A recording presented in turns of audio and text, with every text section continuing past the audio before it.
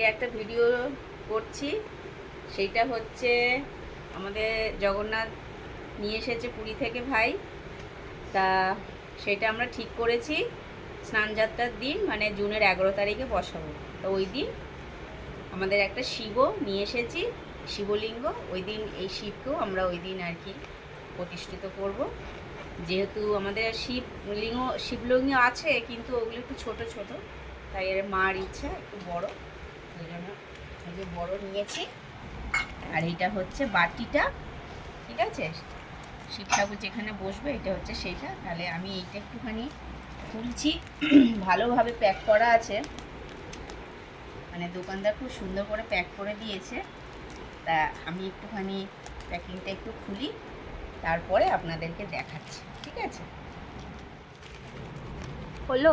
হ্যাঁ, এই যে হলো, দেখুন। মানে ছোটো কাছি দিয়ে আর হচ্ছিল না, এত ভালোভাবে ওই বাবলস দিয়ে ভালো করে প্যাক করে দিয়েছিল।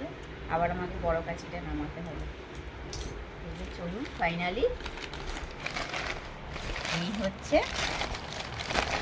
নিচের দিকটাকে আরেকবার একটুখানি খুলতে হবে। হ্যাঁ, বড় কাছে ভাই এভাবে বের করে নাও শিব ঠাকুরকে।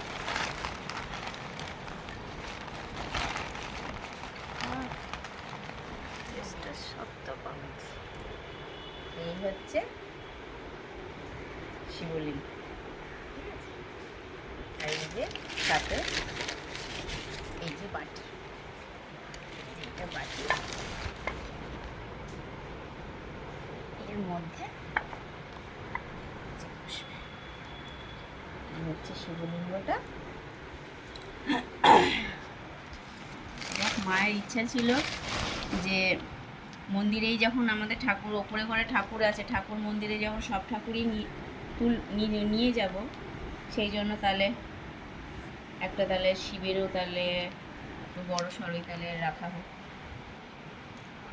একদম পুরো সেট করেই আর কি এ করা হয়েছে, বাটির সাথে পুরো সেট হয়েছে। তাহলে চলুন, কেমন হয়েছে শিবলিঙ্গটা একটু জানাবেন কমেন্ট করে। আমার তো খুব ভালো লাগছে। টাটা।